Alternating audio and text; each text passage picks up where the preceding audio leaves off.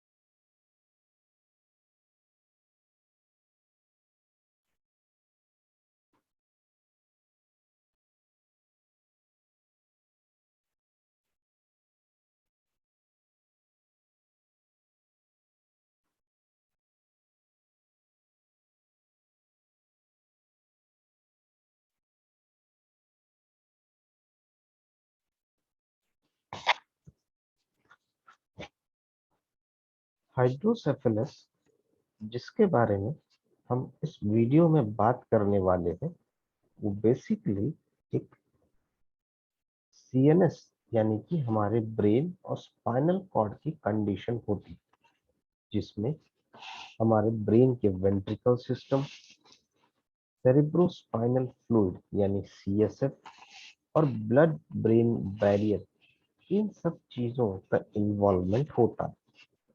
Basically hydrocephalus में excessive accumulation हो जाता है सेरिब्रोस्पाइनल फ्लूइड का। इसलिए हाइड्रोसेफेलस को डिटेल में जानने और समझने से पहले हम जानते और समझते हैं हमारे वेंट्रिकल सिस्टम ऑफ ब्रेन को। फिर हम जानेंगे इंट्राक्रैनियल प्रेशर, फिर हम सीएसएफ के बारे में बात करेंगे और साथ ही उसके बाकी कंपोनेंट्स जैसे कि ब्लड ब्रेन बैरियर और उसके टाइप्स के बारे में बात करेंगे। सो आइए सबसे पहले बात करते हैं वेंट्रिकल सिस्टम ऑफ ब्रेन के बारे में। सो ब्रेन का जो वेंट्रिकुलर सिस्टम होता है, इसमें बेसिकली 4 वेंट्रिकल होते हैं और कुछ स्मॉल स्ट्रक्चर्स होते हैं जिससे हमारे चारों वेंट्रिकल्स कनेक्टेड होते हैं। इन स्मॉल स्ट्रक्चर्स, जैसे चारों वेंट्रिकल्स हमारे कनेक्टेड रहते हैं, इनको हम फोरामिना कहते हैं। जो हमारे फर्स्ट और सेकंड वेंट्रिकल्स हैं, वो लेटरल वेंट्रिकल्स कहलाते हैं। बेसिकली जो लेटरल वेंट्रिकल्स होते हैं वो 2 होते हैं, that is first and second ventricles.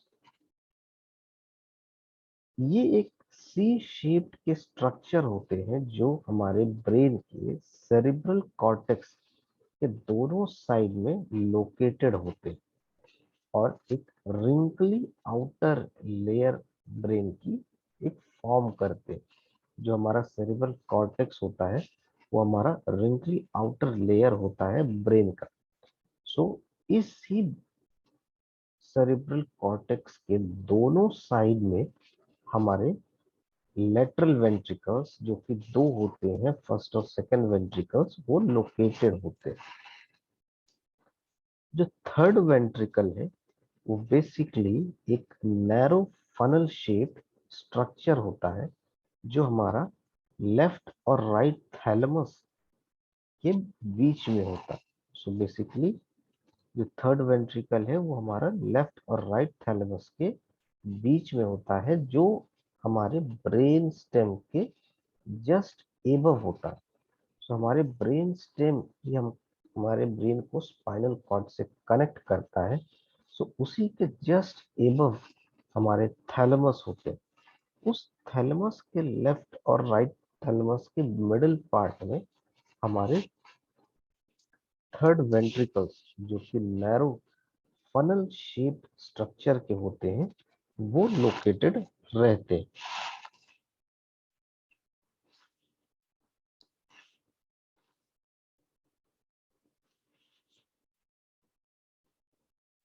Fourth ventricle basically एक डायमंड शेप्ड स्ट्रक्चर होता है जो हमारे ब्रेन स्टेम के साइड में रहता है।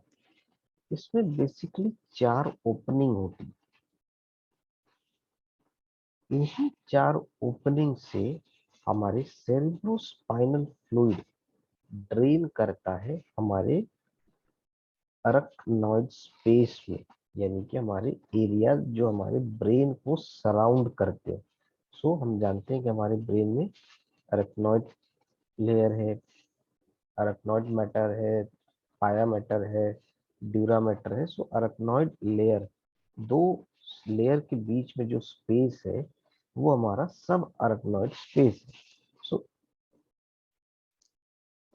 जो फोर्थ वेंट्रिकल्स में जो 4 ओपनिंग होती है उसमें हम उससे हमारे जो सेरिब्रोस्पाइनल फ्लूइड है वो ड्रेन करता है हमारे अरेक्नॉइड स्पेस में, और फिर ड्रेन करता है हमारे सेंट्रल कैनाल में। यानी हमारी जो सेंट्रल कैनाल है वो हमारे स्पाइनल कॉर्ड की कैनाल है, उसे हम सेंट्रल कैनाल बोलते हैं। सो इस कैनाल में ड्रेन करते हैं हमारे सेरिब्रोस्पाइनल फ्लूइड। इस इमेज से हम एक लेटरल और एंटीरियर व्यू देख सकते हैं हमारे ब्रेन के वेंट्रिकुलर सिस्टम में। सो जैसा है हमारा पहले लेटरल वेंट्रिकल है जिसमें हमने बात किया था कि 2 वेंट्रिकल होते हैं, first and second ventricle. So lateral ventricles में 2 पार्ट होते हैं। फिर लेटरल वेंट्रिकल और थर्ड वेंट्रिकल के बीच में हमारा इंटरवेंट्रिकुलर फोरामेन होता है। थर्ड वेंट्रिकल के बाद हमारा सेरिब्रल एक्वेडक्ट है। फिर हमारा फोर्थ वेंट्रिकल जिसकी बेसिकली 4 ओपनिंग होती है जहां से सेरिब्रोस्पाइनल फ्लूइड हमारा ड्रेन करता है हमारे सब अरेक्नॉइड स्पेस और हमारे सेंट्रल कैनाल में। इसी सेंट्रल कैनाल में हमारी जो स्पाइनल कॉर्ड है वो एनक्लोज्ड होती है। सो अल्टीमेटली हमारे स्पाइनल कॉर्ड में यानी हमारे सीएनएस सिस्टम में सीएसएफ फ्लूइड ड्रेन होता है हमारे फोर्थ वेंट्रिकल की ओपनिंग से।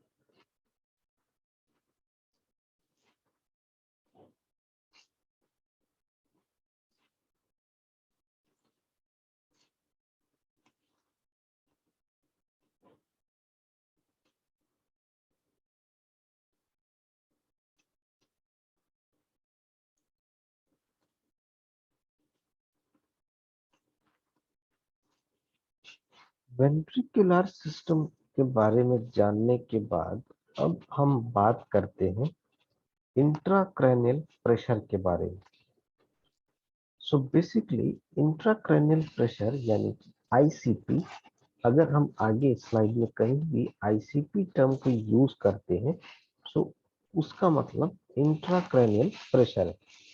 सो बेसिकली इंट्राक्रैनियल प्रेशर एक ऐसा प्रेशर है जो हमारे फ्लूइड जैसे कि सीएसएफ यानी कि सेरिब्रोस्पाइनल फ्लूइड ये एग्जर्ट करते हैं हमारे स्कल में और ब्रेन टिश्यूज में।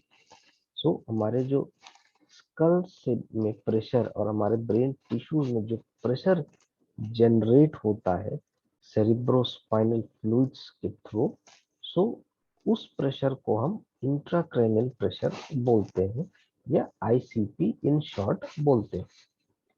आईसीपी बेसिकली मेजर किया जाता है मिलीमीटर ऑफ मरकरी में, यानी एमएम ऑफ एचजी में। और एट रेस्ट यानी कि रेस्टिंग फेज में नॉर्मली 7 से 15 एमएम ऑफ एचजी होता है इंट्राक्रैनियल प्रेशर एक सुपाइन एडल्ट में। सुपाइन मतलब जब पेशेंट अपने कमर के बल लेटा हो, तो कोई भी एडल्ट अपने कमर के बल लेटा हो और रिलैक्स कर रहा हो सो उस वक्त 7 से 15 mm of Hg normal intracranial pressure consider किया जाता है। हमारे बॉडी में ऐसे कई मैकेनिज्म्स हैं जिन मैकेनिज्म की हेल्प से इंट्राक्रैनियल प्रेशर को स्टेबल रखा जाता है, जो हमारे CSF प्रेशर से वेरी करता है ऑलमोस्ट 1 mm ऑफ Hg, जो नॉर्मल एडल्ट्स में होता है, जो बेसिकली शिफ्ट होता है प्रोडक्शन और एब्जॉर्प्शन ऑफ CSF। सो जिस जैसा हमारा प्रोडक्शन और एब्जॉर्प्शन है CSF का, सो उसके according 1 mm of Hg very कर सकता है हमारा इंट्राक्रैनियल प्रेशर CSF प्रेशर से। और जो कई ऐसे मैकेनिज्म हैं जिन मैकेनिज्म के हेल्प से हम इंट्राक्रैनियल प्रेशर को स्टेबल रख सकते हैं।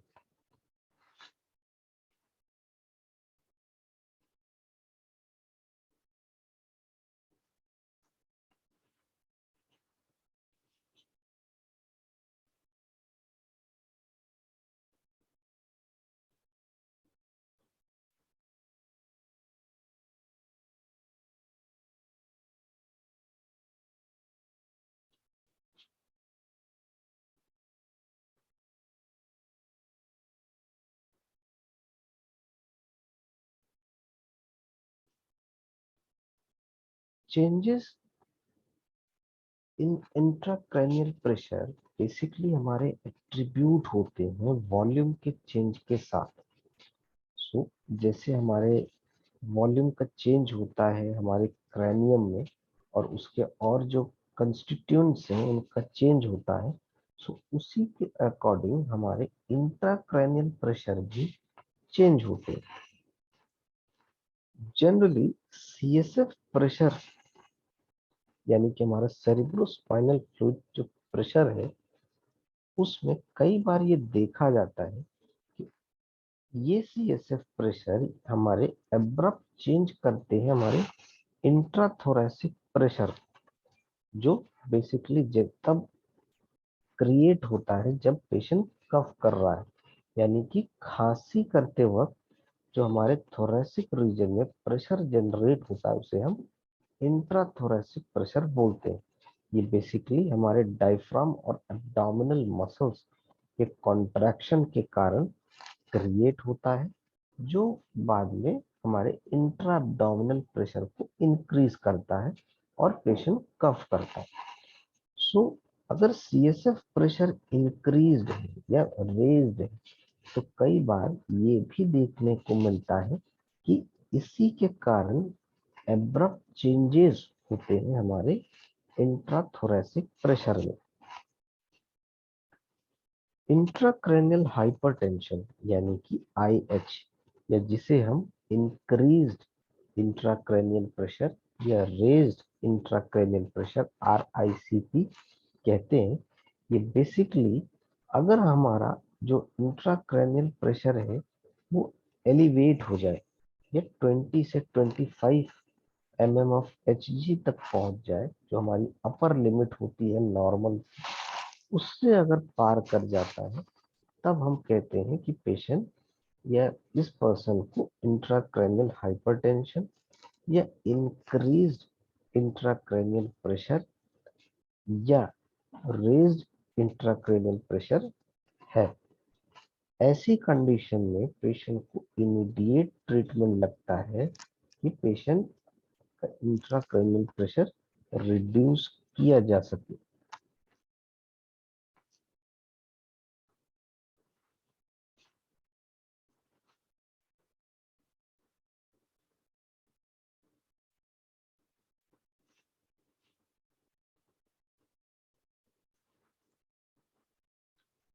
इंक्रीज्ड इंट्राक्रैनियल प्रेशर में ये देखा जाता है कि पेशेंट्स को कुछ जनरल सिम्टम्स मिलते हैं, जैसे कि हेडेक,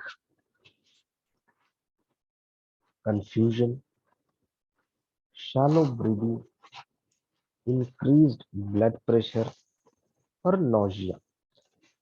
सो अगर पेशेंट को हेडेक हो रहा है किसी तरह का कंफ्यूजन डेवलप हो रहा है और पेशेंट का ब्लड प्रेशर बढ़ा हुआ है, साथ ही उसकी ब्रीदिंग भी इफेक्ट हो रही है, पेशेंट को नोजिया फीलिंग आ रही है, सो ये सब कुछ क्लासिकल सिम्टम्स है हमारे रेज्ड या इंक्रीज्ड इंट्राक्रैनियल प्रेशर की।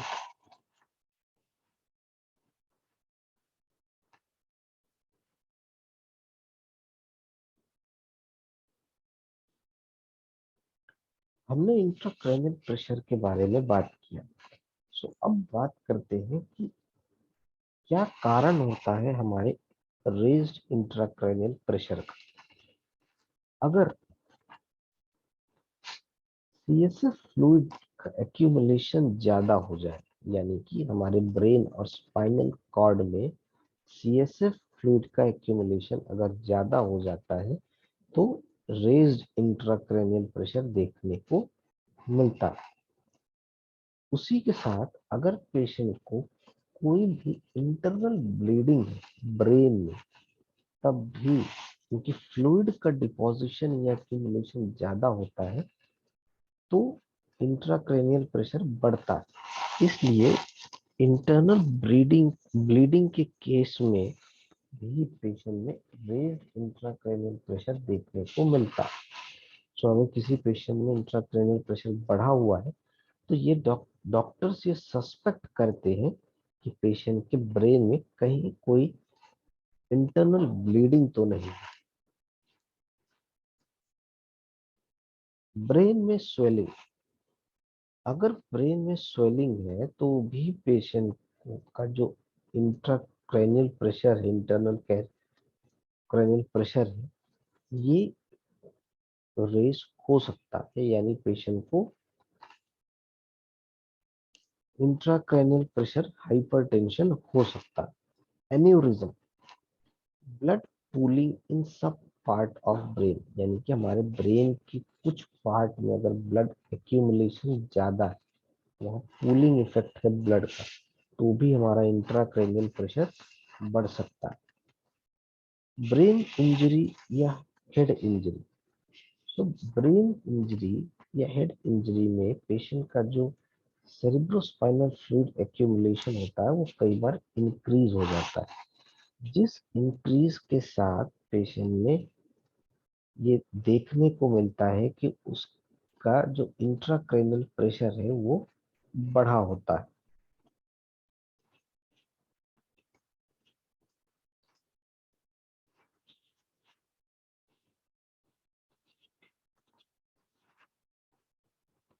ब्रेन ट्यूमर, अगर पेशेंट को किसी भी तरह का ब्रेन ट्यूमर है या कार्सिनोमा सेल्स प्रेजेंट है, चाहे वो बिनाइन हो या मैलिग्नेंट हो, तो भी पेशेंट का इंट्राक्रैनियल प्रेशर बढ़ सकता है। सो बेसिकली ब्रेन ट्यूमर भी रेस्पॉन्सिबल होते हैं इंट्राक्रैनियल प्रेशर के इंक्रीज के लिए।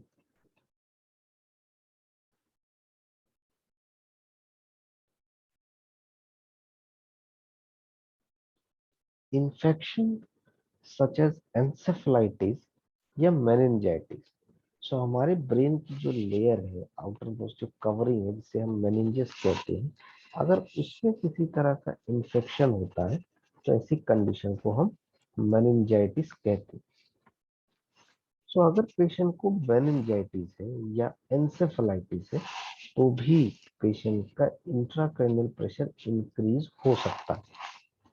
हाइड्रोसेफेलस, जिसके बारे में हम इस वीडियो में पूरी बात करेंगे, सो बेसिकली हाइड्रोसेफेलस के कारण भी पेशेंट का इंट्राक्रैनियल प्रेशर बढ़ सकता है। High blood pressure, high blood pressure यानी कि 140/90 अगर पेशेंट का ब्लड प्रेशर है या उससे ज्यादा है, जिसमें पेशेंट को हाइपरटेंशन से क्लासिफाई किया जाता है, सो उसमें भी पेशेंट का जो इंट्राक्रैनियल प्रेशर है वो बढ़ जाता है।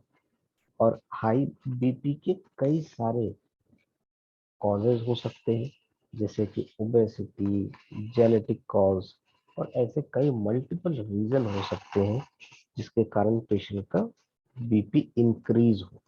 सो इंक्रीज अब बीपी है अगर, तो उसी के साथ साथ पेशेंट के ब्रेन का जो प्रेशर है, जिसे हम इंट्राक्रैनियल प्रेशर कहते हैं, वो भी इंक्रीज हो सकता है। स्ट्रोक, स्ट्रोक जैसा हम जानते हैं कि स्ट्रोक बेसिकली दो टाइप के होते हैं, इस्केमिक स्ट्रोक और हेमरेजिक स्ट्रोक। सो जैसा हमने अपने पिछले स्लाइड में बात किया कि अगर एक्सेसिव ब्लड पूलिंग है किसी पर्टिकुलर पार्ट में, ये एक्सेसिव डिपोजिशन है, ये एक्सेसिव ब्लीडिंग है, तो हेमरेज के केस में जैसे एक्सेसिव ब्लीडिंग होती है तो पेशेंट का इंट्राक्रैनियल प्रेशर बढ़ जाता है, जिससे पेशेंट को हेडेक, कंफ्यूजन, नौजिया, पेशेंट को और बाकी सारे सिम्टम्स जिनके बारे में हम अभी बात करेंगे, वो सिम्टम्स देखने को पेशेंट को मिलते हैं।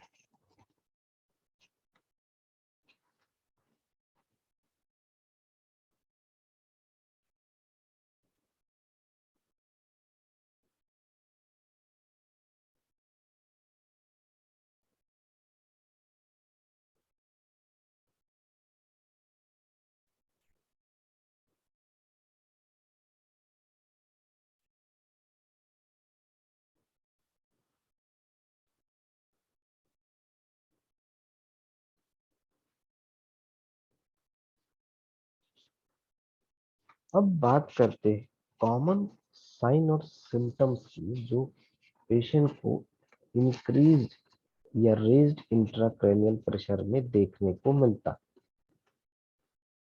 सबसे पहला कॉमन साइन और सिम्टम जो इंक्रीज क्रैनियल प्रेशर में देखने को मिलता है वो है हेडेक। पेशेंट को बहुत एक्सेसिव हेडेक फील होता है। ब्लड विजन, पेशेंट के विजन डिस्टर्ब हो जाते हैं, ब्लरी हो जाते हैं। पेशेंट की जो अलर्टनेस है वो रिड्यूस हो जाती है, पेशेंट अलर्ट नहीं रह पाता, पेशेंट किसी चीज में फोकस नहीं कर पाता, कंसंट्रेशन लेवल पेशेंट का कम हो जाता है। उसी के साथ पेशेंट में वोमिटिंग की टेंडेंसी बढ़ जाती है, यानी पेशेंट को वोमिट करने की इच्छा होती है या वोमिटिंग उसकी इंक्रीज हो जाती है। पेशेंट में कुछ बिहेवियरल चेंजेस भी देखने को मिल सकते हैं, जैसे कि मेमोरी रिलेटेड बिहेवियरल चेंजेस या किसी भी चीज में फोकस से रिलेटेड बिहेवियरल चेंजेस।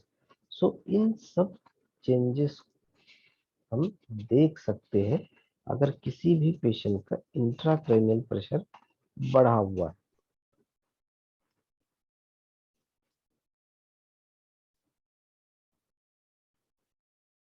पेशेंट को मूवमेंट करने और बात करने में दिक्कत होती है, यानी कि वीकनेस फील होती है पेशेंट को मूवमेंट करने में, और साथ ही पेशेंट को अगर बात करने में भी दिक्कत होती है, जैसे कि पेशेंट स्टैमर करने लगते हैं, पेशेंट किसी भी चीज को कंटिन्यूटी के साथ बोल नहीं पाते, उनमें गैप ज्यादा होता है, पॉजेस उनमें ज्यादा होते हैं। फिर पेशेंट को लैक ऑफ एनर्जी भी लगती है, पेशेंट को लेथार्जिक फील होता है, पेशेंट में स्लीपीनेस की टेंडेंसी ज्यादा बढ़ जाती है।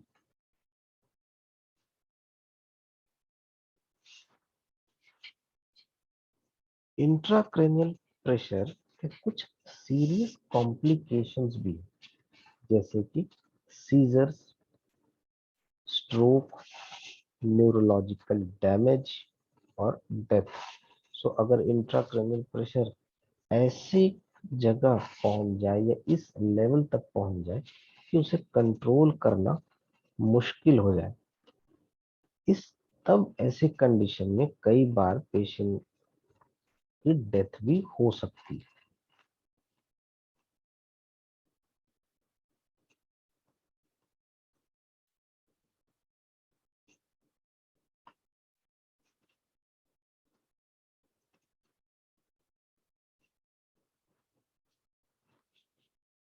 अब हम पिछले कुछ स्लाइड्स में हम सीएसएफ के बारे में बात कर रहे थे। सेरेब्रोस्पाइनल फ्लूइड के प्रेशर के साथ ही हमारा जो इंट्राक्रैनियल प्रेशर है वो भी बढ़ जाता है।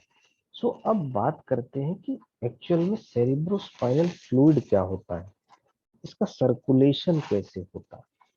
सो सेरेब्रोस्पाइनल फ्लूइड बेसिकली एक clear colourless plasma like fluid होता है जिसमें हमारा पूरा सेंट्रल नर्वस सिस्टम, ब्रेन और हमारे स्पाइनल कॉर्ड एनक्लोज्ड होते हैं, यानी कि हमारे पूरे सेंट्रल नर्वस सिस्टम को ये कवर करके रखता है। सेरेब्रोस्पाइनल फ्लूइड बेसिकली सर्कुलेट करता है हमारे सिस्टम में, जो हमारे कैविटीज होते हैं उससे हमारे ब्रेन और स्पाइनल कॉर्ड में सर्कुलेट करता है, जहाँ वेंट्रिकल्स, सब arachnoid space, spinal cord, central canal में ये जाकर के सर्कुलेशन इसका होता है। सो बेसिकली जो सीएसएफ है वो हमारे स्पेशलाइज्ड टिश्यू जिसे हम कोरोइड प्लेक्सस कहते हैं, जो हमारे लेटरल, थर्ड और फोर्थ वेंट्रिकल्स में लोकेटेड होते हैं, उनसे सिक्रीट किया जाता है। यानी हमारे कोरोइड प्लेक्सस जो हमारे थर्ड, लेटरल, थर्ड और फोर्थ वेंट्रिकल्स में लोकेटेड होते हैं, वो सिक्रीट करते हैं मोस्टली सीएसएफ यानी सेरेब्रोस्पाइनल फ्लूइड। सो जितना भी सेरेब्रोस्पाइनल फ्लूइड सिक्रीट होता है उतना ही उसका रिमूवल भी होता है। सो इसलिए अराउंड 150 से 270 मिलीलीटर हमारा सीएसएफ रहता है सीएनएस में एक टाइम पे, यानी कि 150 से 270 मिलीलीटर सीएसएफ प्रेजेंट रहता है हमारे सेंट्रल नर्वस सिस्टम में। हमारे सीएसएफ यानी सेरिब्रोस्पाइनल फ्लूइड का मेन फंक्शन होता है ब्रेन और स्पाइनल कॉर्ड को कुशन करना, यानी कि उन्हें जो जो उन्हें मैकेनिकल फोर्स पड़ती है, जो स्ट्रेस पड़ता है, उस स्ट्रेस के अगेंस्ट सेफ गार्ड करना हमारे सीएसएफ का मेन फंक्शन है। और साथ ही इम्यूनोलॉजिकल प्रोटेक्शन भी प्रोवाइड करते हैं हमारे सीएनएस को, जिससे हमारी जो मेटाबॉलिक वेस्ट है वो रिमूव हो सके, और हमारे जो ट्रांसपोर्टर्स हैं, जो न्यूरोमॉड्यूलेटर और न्यूरो ट्रांसमीटर्स हैं, उनका भी प्रॉपर से सिंक्रोनाइजेशन हो सके। सीएसएफ, सेरेब्रोस्पाइनल फ्लूइड एक बहुत ही यूजफुल टूल भी होते हैं क्लिनिकल डायग्नोसिस में। बेसिकली इसके सैंपल्स जो कलेक्ट किए जाते हैं वो हमारे सब अरकनॉइड स्पेस से कलेक्ट किए जाते हैं बाय लंबर पंक्चर। सो लंबर पंक्चर करके सीएसएफ को कलेक्ट किया जाता है और फिर वहां से डिटेक्ट कर सकते हैं, जैसे कि इंट्राक्रैनियल प्रेशर अगर हमें चेक करना है तो हम सीएसएफ फ्लूइड का कंटेंट चेक कर सकते हैं, सीएसएफ फ्लूइड का प्रेशर चेक कर सकते हैं। सो अगर सीएसएफ फ्लूइड का प्रेशर बहुत ज्यादा है, सो ऑब्वियसली हमारा जो इंट्राक्रैनियल प्रेशर है वो बढ़ा हुआ मिलेगा।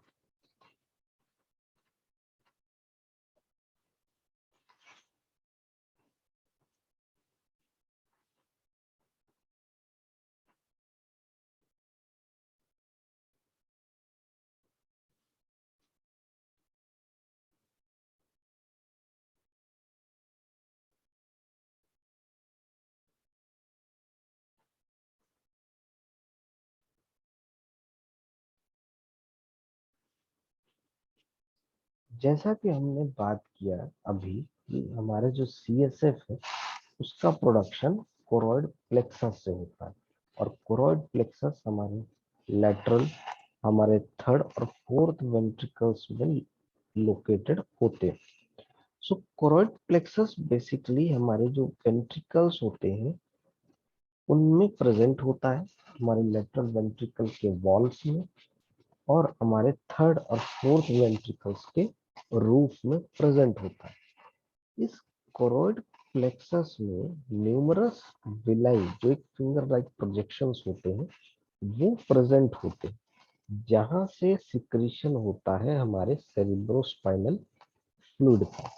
सो बेसिकली हम ये जानते थे अभी तक कि कोरोइड प्लेक्सस से सिक्रीट होता है, लेकिन कोरोइड प्लेक्सस में ही हमारे न्यूमरस फिंगर लाइक प्रोजेक्शन जिन्हें हम विलाई कहते हैं वो होते हैं। सो उनसे हमारा सेरिब्रोस्पाइनल फ्लूइड सिक्रीट होता है। स्ट्रक्चरली अगर हम बात करें तो सीएस हमारा जो विलाई, हर विलाई में 3 कंपोनेंट होते हैं। पहला एक लेयर होती है जो हमारे मॉडिफाइड एपेंडाइमल सेल्स होते हैं, उनकी एक लेयर होती है मॉडिफाइड एपेंडाइमल सेल्स, और कुछ नहीं कोरोइड सेल्स होते हैं जो हमारे वेंट्रिकल्स को फेस करते हैं और वहां से सिक्रीशन होता है सीएसएफ का। सो इस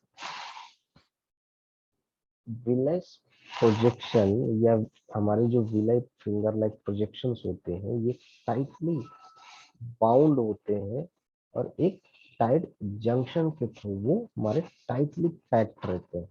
यहाँ से बेसिकली सीएसएफ का सिक्रीशन होता है। मॉडिफाइड एपेंडाइमल सेल की लेयर के बाद दूसरा जो कंपोनेंट होता है वो हमारा पाया मैटर होता है। तो पाया मैटर की एक लेयर प्रेजेंट होती है। तीसरा कंपोनेंट हमारी होती है फिनेस्ट्रेटेड कैपिलरी जो जस्ट नीचे होती है हमारे पायम मैटर के।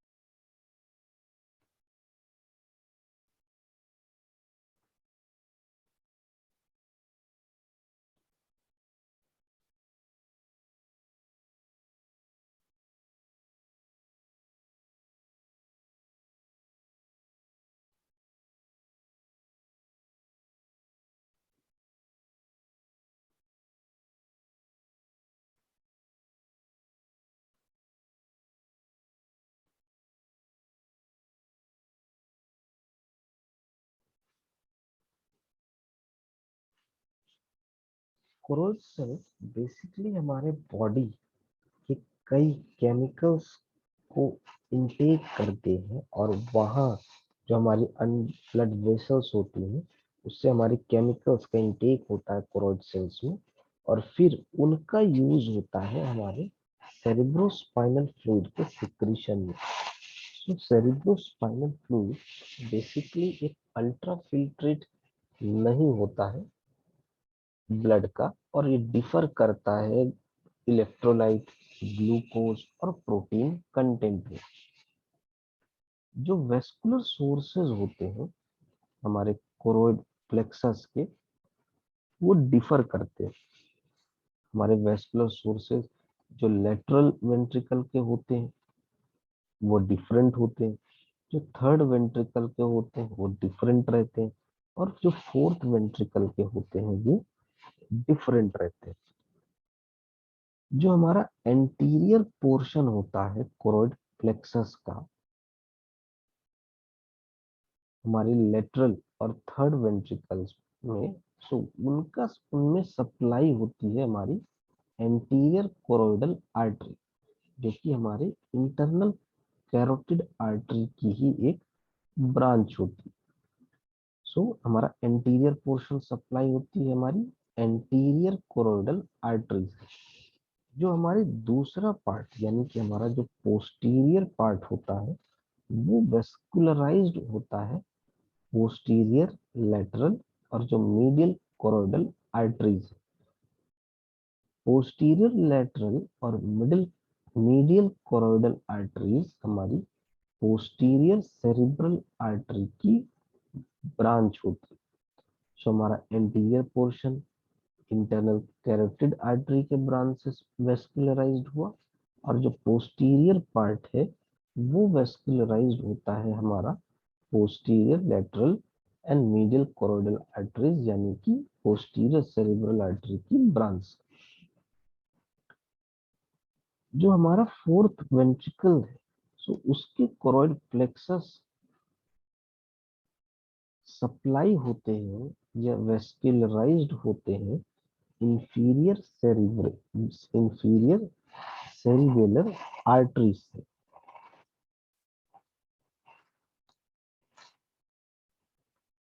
अब हमने जब सीएसएफ के बारे में बात कर लिया, हमने इंट्राक्रैनियल प्रेशर के बारे में बात कर लिया, तो अब हम बात करते हैं ब्लड ब्रेन बैरियर के बारे में। सो बेसिकली सीएसएफ की प्रोडक्शन के अलावा हमारे जो कोरोइड प्लेक्सस के जो लेयर है वो एक सिलेक्टिवली परमिएबल बैरियर बनाते हैं, जिसे हम ब्लड ब्रेन बैरियर कहते हैं। सिलेक्टिवली परमिएबल बैरियर या मेम्ब्रेन वो बैरियर होते हैं जिससे सभी चीजें पास नहीं हो सकती। कुछ सिलेक्टिव कंपोनेंट्स या सिलेक्टिव कॉन्स्टिट्यूएंट्स ही होते हैं जो उस बैरियर को पास कर सकते हैं।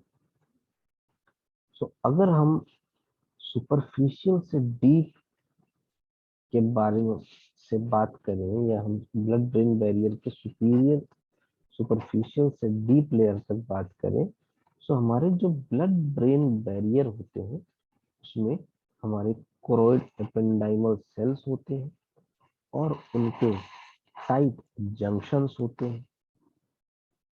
फिर हमारे पायामेटर होते हैं। फिर हमारे एंडोथेलियल सेल होते हैं जो कि कैपिलरीज के होते हैं।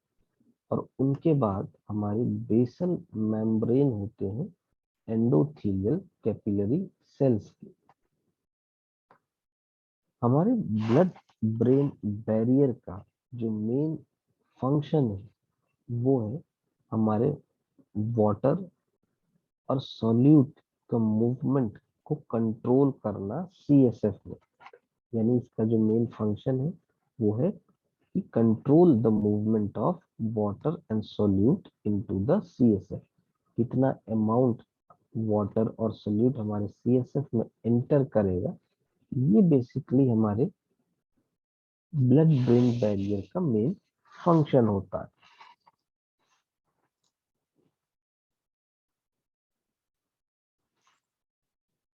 Blood CSF barrier BCSFB। Blood CSF barrier basically confused होते हैं कि लोग अक्सर इस चीज में कंफ्यूज होते हैं कि जो ब्लड सीएसएफ बैरियर है वो ब्लड ब्रेन बैरियर ही है, लेकिन इसका एक पार्ट है बस। जो हमारा जो ब्लड सीएसएफ बैरियर है वो हमारे ब्लड ब्रेन बैरियर का सिंपल एक पार्ट है। So blood CSF barrier actually में हमारे टाइट जंक्शन होते हैं जो हमारे कोरोइड एपेंडाइमल सेल और हमारे जो अंडरलाइन कैपिलरीज होती हैं सीएसएफ फ्लूइड के, उनके बीच का एक टाइट जंक्शन होता है। सो कितना हमारा जो ब्लड है या हमारे वाटर और सॉल्यूट है वो ट्रांसमिट होंगे, ट्रांसफर होंगे हमारे सीएसएफ में, बेसिकली वो कोरोइड एपेंडाइमल सेल और हमारे जो कैपिलरीज होते हैं इन दोनों के बीच का एक बैरियर होता है। जैसा कि हम जानते हैं कोरोइड सेल से ही हमारे सीएसएफ बनते हैं। सो इन कोरोइड सेल्स और हमारी जो कैपिलरीज है उनके बीच के जो बैरियर है वो हमारा ब्लड सीएसएफ बैरियर होता है।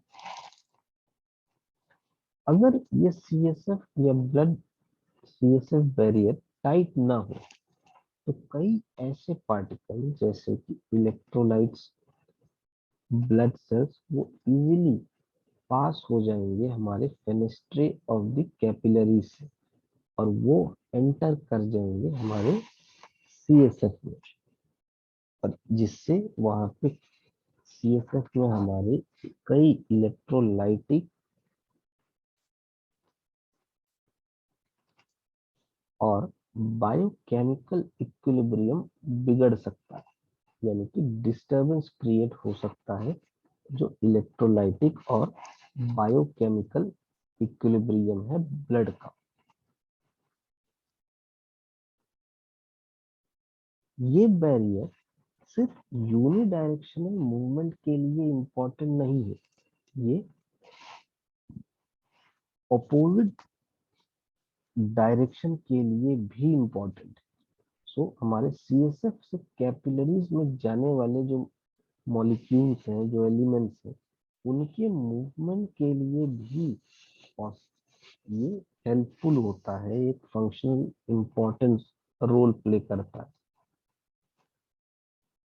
ये बेसिकली प्रिवेंट करता है हमारे जो लार्ज मॉलिक्यूल है, जो कि कई ऐसे मॉलिक्यूल्स हैं जो ड्रग्स में प्रेजेंट होते हैं, तो उन लार्ज मॉलिक्यूल्स को ये प्रिवेंट करता है कि वो फ्रीली एंटर ना कर पाए हमारी जो ब्रेन की ब्लड वेसल्स है।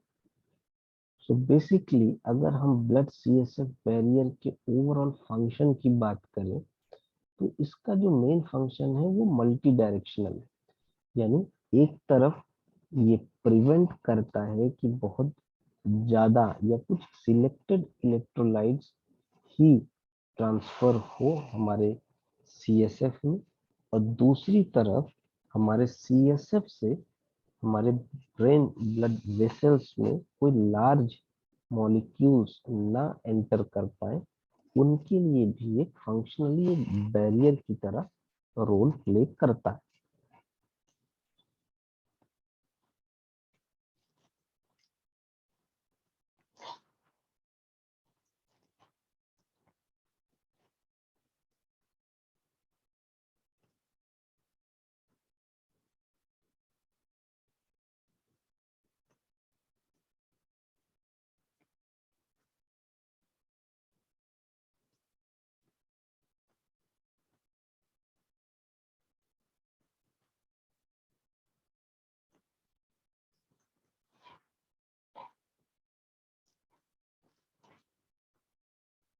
सर्कुलेशन यानी कि हमारे सीएसएफ का सर्कुलेशन। सो सेरिब्रोस्पाइनल फ्लूइड हमारे बॉडी में कॉन्स्टेंटली प्रोड्यूस्ड होता है, और इसका जो सिक्रेशन रेट होता है वो 0.2 से 0.7 ml पर मिनट होता है। यानी कि 600 से 700 ml हर दिन प्रोड्यूस होता है हमारा सीएसएफ। सो बेसिकली हर दिन प्रोड्यूस होने वाला हमारा सीएसएफ की क्वांटिटी समवेयर अराउंड 600 से 700 ml होती। और जैसा हमने सबसे स्टार्टिंग में बात किया कि 150 से 200 ml हमारे टोटल वॉल्यूम होता है सीएसएफ का, यानी जो हमारा एवरेज होता है वो 150 से 270 ml होता है। इसलिए जो हमारा एंटायर जो वॉल्यूम होता है वो उसके अकॉर्डिंग 4 टाइम्स वो रिप्लेस हो जाते हैं पर डे, यानी कि 150 का 4 टाइम्स 600। सो जितना हमारा एवरेज वॉल्यूम है उसका 4 गुना वो वापस रिप्लेस हो जाता है एक दिन में। अगर हम सीएसएफ फ्लूइड के पाथवे की बात करें कि एक्चुअल में सीएसएफ फ्लूइड का ट्रांसमिशन या पाथवे उसका होता क्या है, तो सबसे पहले सीएसएफ फ्लूइड एंटर करते हैं हमारे लेटरल वेंट्रिकल, जो कि दो होते हैं। फिर लेटरल वेंट्रिकल से ये पास ऑन होते हैं हमारे थर्ड वेंट्रिकल में, जिनके बीच में इंटरवेंट्रिकुलर फोरामेन होता है। यानी हमारे जो लेटरल वेंट्रिकल और थर्ड वेंट्रिकल है उसके बीच में हमारा इंटरवेंट्रिकुलर फोरामेन है। सो सबसे पहले लेटरल वेंट्रिकल, फिर इंटरवेंट्रिकुलर फोरामेन से होते हुए वो थर्ड वेंट्रिकल में आते हैं। थर्ड वेंट्रिकल से जो सीएसएफ है वो सेरिब्रल एक्वेडक्ट के थ्रू फोर्थ वेंट्रिकल्स में एंटर करते। So lateral ventricle, interventricular foramen, third ventricle, और थर्ड वेंट्रिकुलर वेंट्रिकल के बाद सेरिब्रल एक्वेडक्ट, सेरिब्रल एक्वेडक्ट के बाद फोर्थ वेंट्रिकल।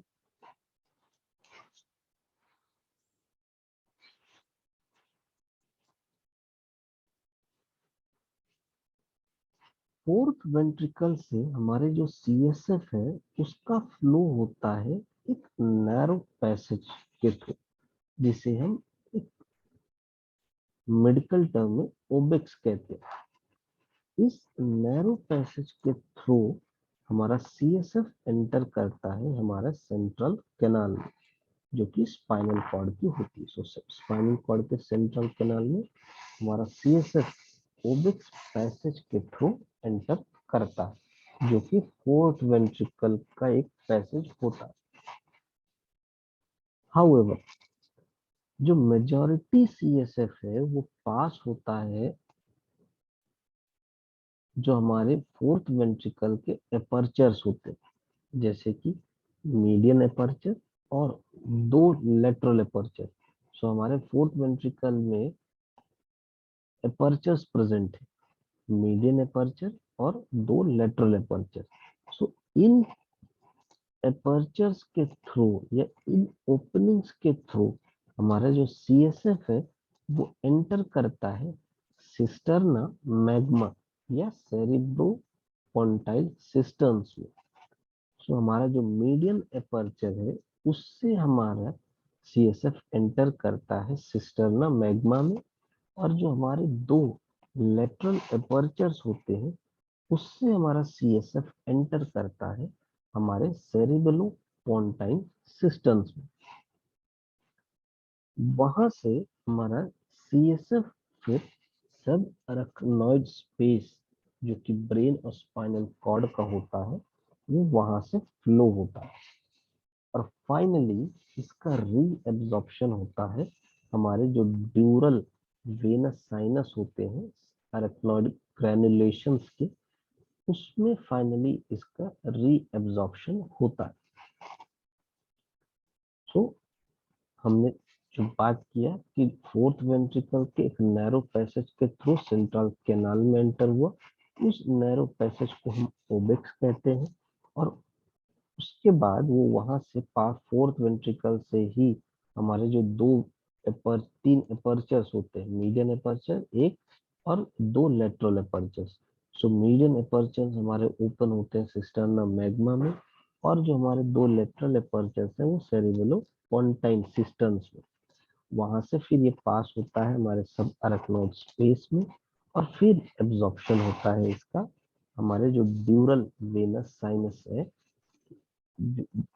इसके थ्रू अरेक्नोइड ग्रैनुलेशंस के थ्रू।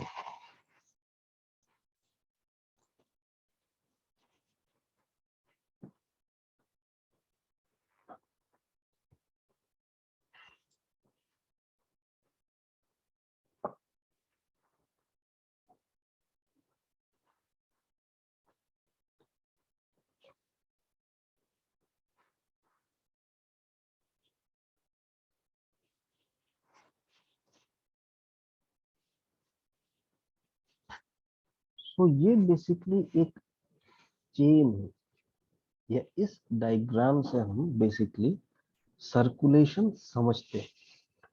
सो जैसा कि हम जानते हैं हमारे दो लेटरल वेंट्रिकल्स होते हैं। सो बेसिकली हमारे सीएसएफ लेटरल वेंट्रिकल के जो कोरोइड प्लेक्सस है,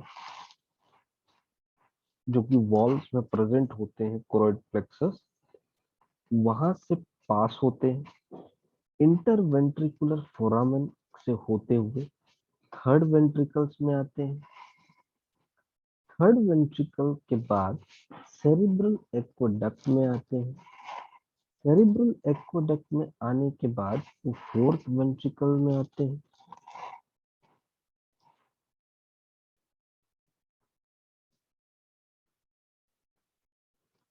फोर्थ वेंट्रिकल से जो हमारी ओपनिंग होती है, जो एपर्चर्स हैं हमारे मीडियन और लेटरल एपर्चर्स, उनके थ्रू हमारे जो सेंट्रल कैनाल में ये उनका ट्रांसमिशन होता है। एक्सोसेंट्रल कैनाल के में हमारे जो एराक्नोइड स्पेस है हमारे सीएनएस में, ब्रेन और स्पाइनल कॉर्ड में, वहां इनका ट्रांसमिशन, फाइनल ट्रांसमिशन होता है।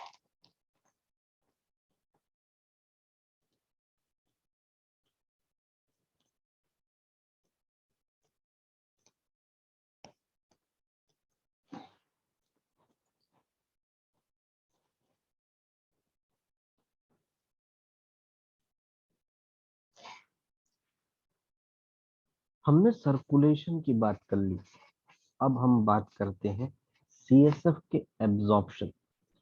हम सीएसएफ के बारे में इतना इसलिए बात कर रहे हैं क्योंकि हाइड्रोसेफलस कंडीशन को समझने के लिए सीएसएफ का सर्कुलेशन और एब्जॉर्प्शन समझना बहुत ही जरूरी है। सो आइए अब बात करते हैं सीएसएफ के एब्जॉर्प्शन के बारे में। सीएसएफ के एब्जॉर्प्शन के लिए बेसिकली 3 रूट होते हैं जहां से हमारे जो एग्जिट करते हैं सीएसएफ सब अरेक्नॉइड स्पेस से और एंटर करते हैं हमारे सेरेब्रल वेनस सिस्टम।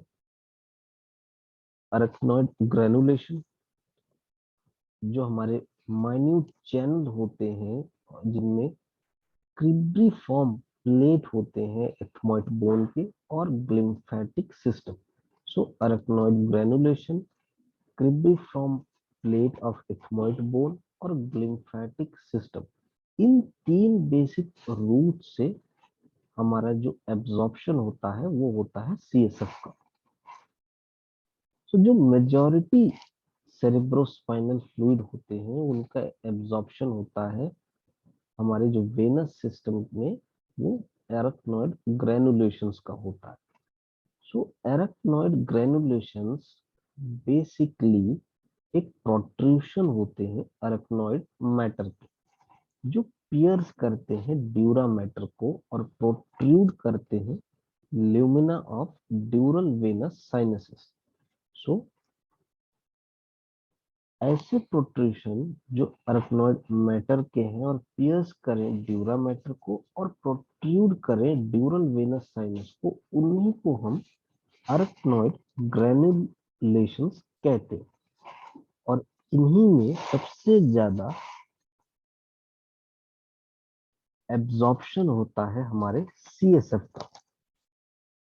जो हमारे ग्रेनुलेशंस होते हैं उनके जो कोर है वो बेसिकली ये होता है कि यहाँ एक कंटिन्यूअस ये रहते हैं हमारे सब अरेक्नॉइड स्पेस से। सो ये कंटेन कर सकते हैं हमारे सीएसएफ को, क्योंकि बेसिकली जो सीएसएफ है वो हमारा सब अरेक्नॉइड स्पेस में ही होता है। हर सरफेस यानी कि अरेक्नॉइड ग्रेनुलेशन के हर सरफेस में कुछ स्मॉल आउट पाउचिंग यानी कि कुछ फिंगर लाइक प्रोजेक्शन, जिन्हें हम अरेक्नॉइड विलाई कहते हैं, वो प्रेजेंट होते हैं। तो जैसे हमारे इंटेस्टाइन में विलाई होती है जिससे उसका सरफेस एरिया बढ़ता है, उसी तरीके से जो हमारी अरेक्नॉइड विलाई होती है वो हमारे अरेक्नॉइड ग्रेनुलेशन और सब अरेक्नॉइड स्पेस में सरफेस एरिया जो होता है एब्जॉर्प्शन का, उसे इंक्रीज कर देते हैं, उसे बढ़ा देते हैं। सीएसएफ एग्जिट करता है सब अरेक्नॉइड स्पेस और वहां से ये जो हमारे अरेक्नॉइड ग्रेनुलेशन के जो वॉल होते हैं उनमें डिफ्यूज होने के बाद वो एग्जिट कर जाता है। सो अरेक्नॉइड ग्रेनुलेशन एक वेल्वुलर मैकेनिज्म प्रोवाइड करता है जिससे सीएसएफ का फ्लो हो सके और इनफ्लो हो सके ब्लड स्ट्रीम में, लेकिन ये परमिट नहीं करता है back flow of blood into the CSF. CSF जाके ब्लड से मिक्स हो सकते हैं हमारे ब्लड स्ट्रीम में, लेकिन ब्लड वापस से सीएसएफ में बैक फ्लो नहीं हो सकता। नॉर्मली जो हमारा सीएसएफ का प्रेशर होता है वो हमारे हाइयर होता है वेनस सिस्टम के प्रेशर से। सो सीएसएफ इजीली डिफ्यूजन के प्रोसेस से फ्लो होता है विलाई और ग्रेनुलेशंस के थ्रू हमारे वेनस ब्लड सिस्टम में या वेनस सिस्टम में। जो सबसे ज्यादा अरेक्नॉइड ग्रेनुलेशंस फाइंड किए जाते हैं वो हमारे सुपीरियर सेजाइटल साइनस और ट्रांसवर्स साइनस में पाए जाते हैं। इन्हीं साइट्स में सबसे ज्यादा सीएसएफ का एब्जॉर्प्शन होता है।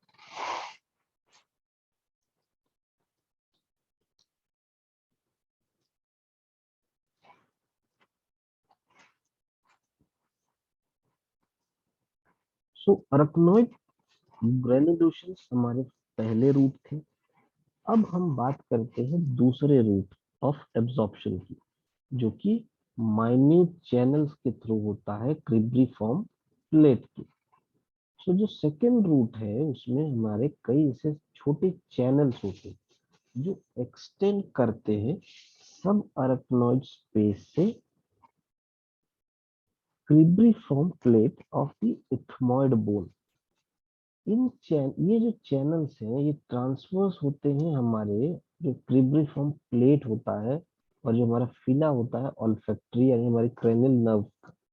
सो हमारी ऑल्फैक्टरी नर्व बेसिकली जो फर्स्ट क्रेनियल नर्व है उसमें इनका ड्रेनेज होता है या ड्रेन होते हैं हमारे लिम्फेटिक चैनल में जो नेजल म्यूकोसा के होते हैं। सो जो सेकेंड रूट होता है एब्जॉर्प्शन का वो होता है हमारे माइन्यूट चैनल या लिम्फेटिक चैनल्स के थ्रू हमारे क्रिब्रिफॉर्म प्लेट और जो हमारे लिम्फेटिक चैनल्स होते हैं हमारे नेजल म्यूकोसा के।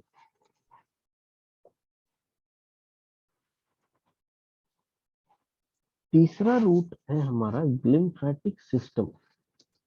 सो जो थर्ड रूट है वो हमें प्रोवाइड करते हैं लिम्फेटिक सिस्टम।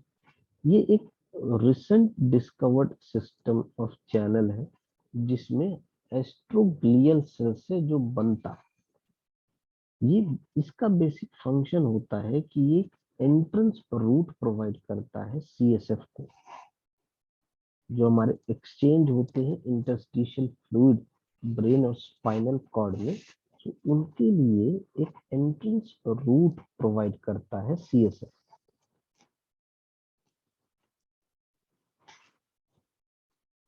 इसका मतलब कि अगर स्मॉल अमाउंट है सीएसएफ का तो वो एंटर कर सकता है नर्व टिश्यू, लेकिन वही small same amount interstitial fluid को एग्जिस्ट कर सकता है और कहाँ वो सब एरेक्नॉइड स्पेस में एंटर कर सकता है और वहां से ये एलिमिनेट हो सकता है ड्यूरल वेनस साइनस से। सो बेसिकली जो लिम्फेटिक सिस्टम है वो हमारे एस्ट्रोग्लियल सेल्स से बना होता है और ये एक एंट्रेंस रूट होता है सीएसएफ का एक्सचेंज के लिए, जो हमारे इंटरस्टिशियल फ्लूइड एक्सचेंज होते हैं ब्रेन और स्पाइनल कॉर्ड में। वहां से ये हमारे जो स्मॉल अमाउंट्स है वो हमारे नर्वस टिश्यू में एंटर करते हैं और फिर वही सेम अमाउंट हमारे इंटरस्टिशियल फ्लूइड को एग्जिस्ट करते हैं सब अरेक्नॉइड स्पेस में, जहां से ये एलिमिनेटेड होते हैं ड्यूरल वेनस साइनसेस में।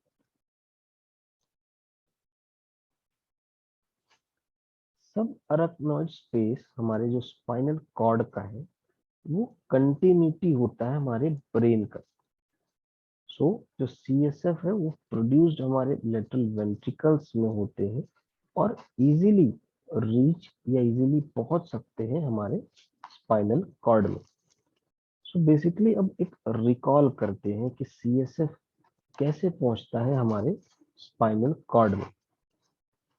सबसे पहले ये फ्लो करता है फोर्थ वेंट्रिकल्स के ओबिक्स पाथवेज से थ्रू, ये सेंट्रल कैनाल में आता है स्पाइनल कॉर्ड के थ्रू।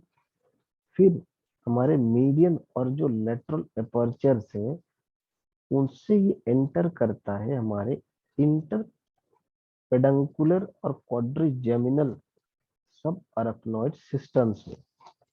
वहां से ये कंटिन्यू होता है और एंटर कर जो हमारे सब अरेक्नॉइड स्पेस है वहां से पास होते हुए ये एंटर करता है हमारे स्पाइनल कॉर्ड में।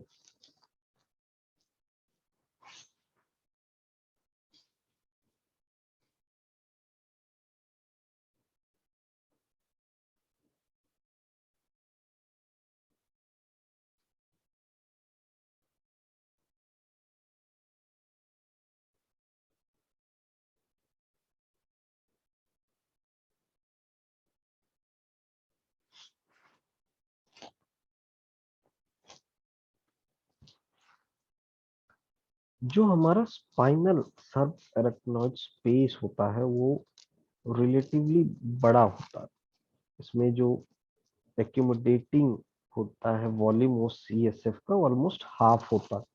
सो ये एक्सटेंड करता है हमारा फोरामेन मैग्नम से और एंड होता है हमारे S2 यानी सेकंड सैक्रल वर्टिब्रा।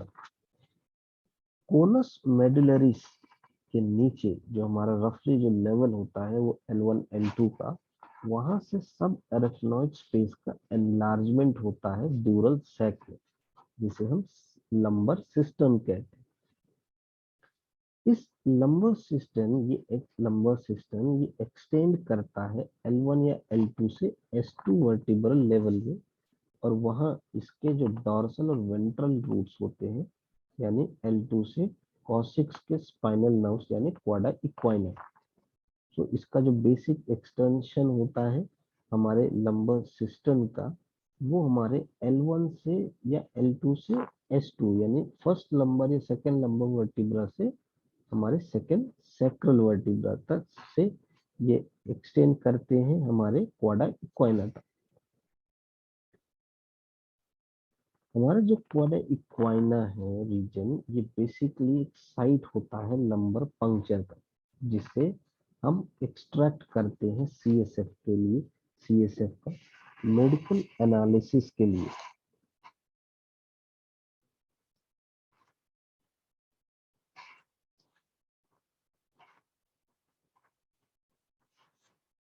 फंक्शंस, अगर सीएसएफ के हम प्रोटेक्टिव और मेटाबॉलिक फंक्शंस के बात करते हैं, तो पहला सीएसएफ का फंक्शन ये है कि ये एक शॉक एब्जॉर्बर है, जिससे एक फ्लूइड बफर प्रोवाइड करता है और हमारे ब्रेन और स्पाइनल कॉर्ड को इंजरी से बचाता है। सेकंड, ये एक न्यूट्रल बॉयंसी प्रोवाइड करता है, जो हमारे ब्रेन को कंप्रेसिंग, जो हमारे ब्लड वेसल्स को कंप्रेशन से बचाता है, और जो क्रेनियल नर्व्स है उनको इंटरनल सरफेस यानी बोन्स और स्कल के जो बोन्स है उनसे कंप्रेशन से बचाता है। जो भी मेटाबॉलिज्म के बाई प्रोडक्ट्स होते हैं उनको रिमूवल में भी ये हेल्प करता है, और एक बेसिक एक होम्योस्टेसिस का स्टेट मेंटेन करने में हेल्प करता है।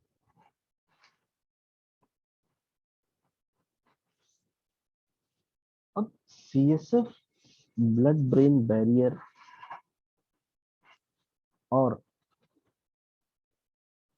इंट्राक्रैनियल प्रेशर के बारे में जानने के बाद, ब्लड हमारे ब्रेन के वेंट्रिकुलर सिस्टम के बारे में जानने के बाद, अब हम बात करते हैं हाइड्रोसेफलस के बारे में।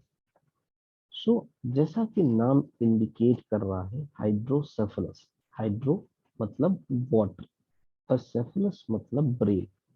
सो इसका मतलब होना चाहिए कि वाटर ऑन दी ब्रेन, लेकिन ऐसा नहीं है कि जो डिपोजिशन है वो सिर्फ वाटर का हो। वो एक जो डिपोजिशन होता है वो ये बिल्डअप होता है, वो सेरिब्रोस्पाइनल फ्लूइड का होता है। तो बेसिकली हाइड्रोसेफलस एक ऐसी कंडीशन है जिसमें एक्सेस सेरिब्रोस्पाइनल फ्लूइड का बिल्डअप होता है within the fluid containing cavities or ventricles of the brain। तो जैसा कि हमने बात किया कि 4 वेंट्रिकल्स होते हैं, उन वेंट्रिकल्स में अगर एक्सेस सीएसएफ का डिपोजिशन होता तो उस कंडीशन को हम हाइड्रोसेफलस कहते हैं।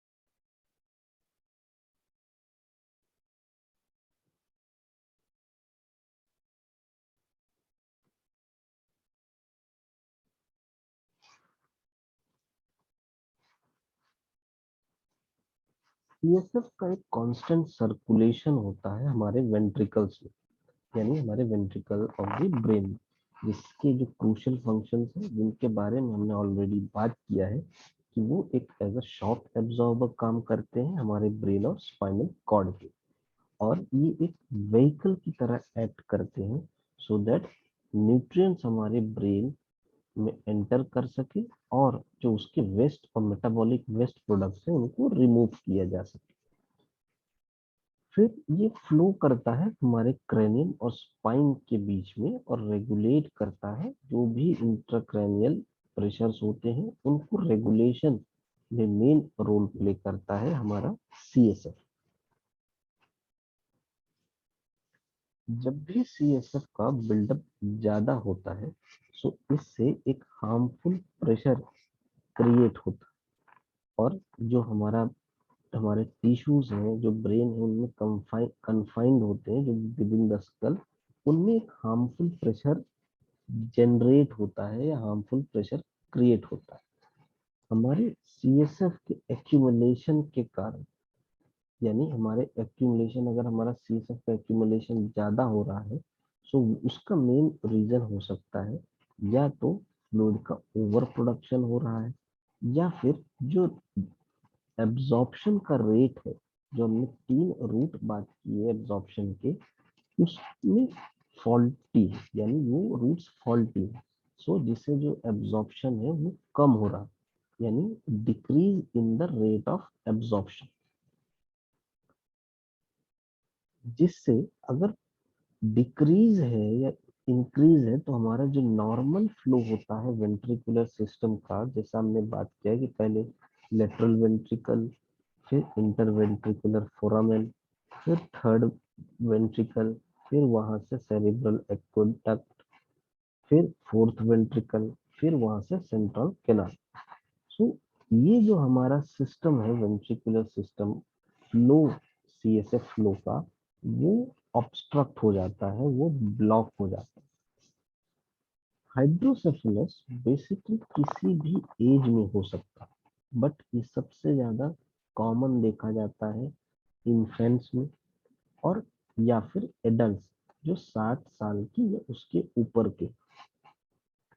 अगर हम national institute of neurological disorder and stroke, यानी NINDS के रिसर्च को माने, तो हाइड्रोसेफलस यूएस में सबसे ज्यादा पाया जाता है, यानी कि हर 1000 बच्चे में 1 से 2 बच्चे को हाइड्रोसेफलस जैसी कंडीशन से सफर करते हुए देखा जाता है।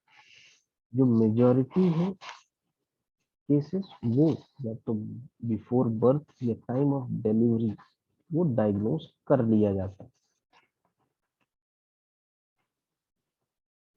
Classification, so current classification system में हमारा हाइड्रोसेफलस बेसिकली 2 तरह से क्लासिफाइड है, कम्युनिकेटिंग हाइड्रोसेफलस और non communicating hydrocephalus.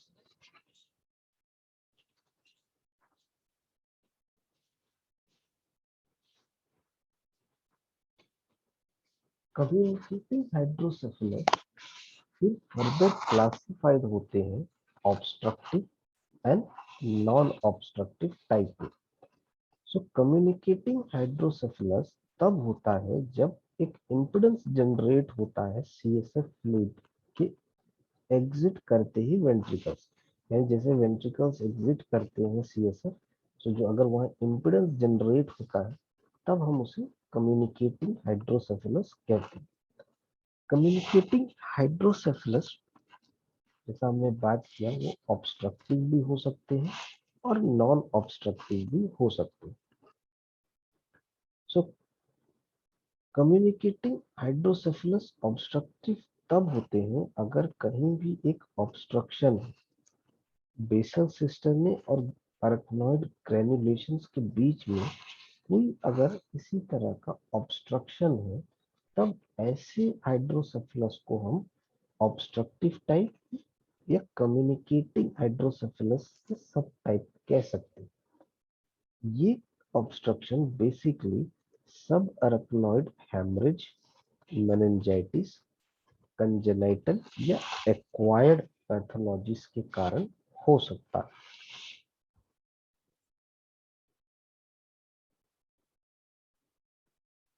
Non obstructive communicating hydrocephalus तब होता है अगर हमारा जो नॉर्मल प्रेशर हाइड्रोसेफलस है, यानी कि जिसका जो कॉज है वो इडियोपैथिक है या उस किसी भी ट्रॉमा के बाद हुआ है, तो उसे हम नॉन ऑब्स्ट्रक्टिव कम्युनिकेटिंग हाइड्रोसेफलस कहते हैं, जिसमें जो प्रेशर रहता है वो नॉर्मल रहता है। नॉन कम्युनिकेटिंग हाइड्रोसेफलस तब होता है जब इंट्रावेंट्रिकुलर ऑब्स्ट्रक्शन होता है सीएसएफ फ्लो का, जिससे जो एक इसलिए अगर हम बात करें तो जो नॉन कम्युनिकेटिंग हाइड्रोसेफलस है वो बेसिकली ऑब्स्ट्रक्टिव टाइप के होते हैं। जैसे हम वेंट्रिकल्स में जैसे ही ट्रांसमिशन या फ्लो होते हैं हमारा सीएसएफ, तो सीएसएफ और इंट्रावेंट्रिकुलर अगर कोई भी ऑब्स्ट्रक्शन है तो उस ऑब्स्ट्रक्शन के कारण अगर हाइड्रोसेफलस अराइज हो रहा है या कंडीशन ये बन रही है, तो ऐसे हाइड्रोसेफलस को हम नॉन कम्युनिकेटिंग हाइड्रोसेफलस कहते हैं।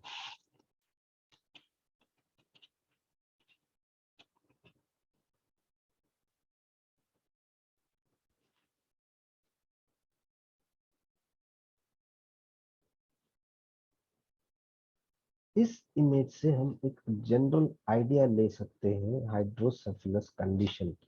सो एक नॉर्मल वेंट्रिकल और ब्रेन की हम बात करें तो उसमें एक नॉर्मल अमाउंट होता है सीएसएफ का वेंट्रिकल्स में, और वहीं हाइड्रोसेफलस में एक्सेसिव प्रेशर हो जाता है और वहाँ एक्स्ट्रा सीएसएफ का डिपोजिशन या एक्यूमुलेशन होने लगता है, और इसी कंडीशन को हम हाइड्रोसेफलस कहते हैं।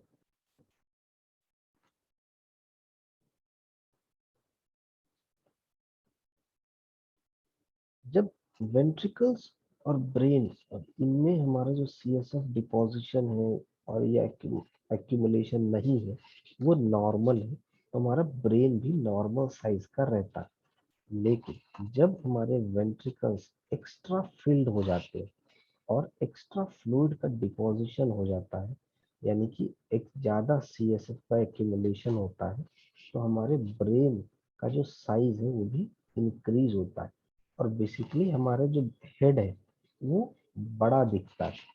यानी जब छोटे बच्चे होते हैं जिनको हाइड्रोसेफलस होता है, तो उनका अगर हम हेड साइज देखें तो उनमें हेड साइज बड़ा देखने को मिलता है।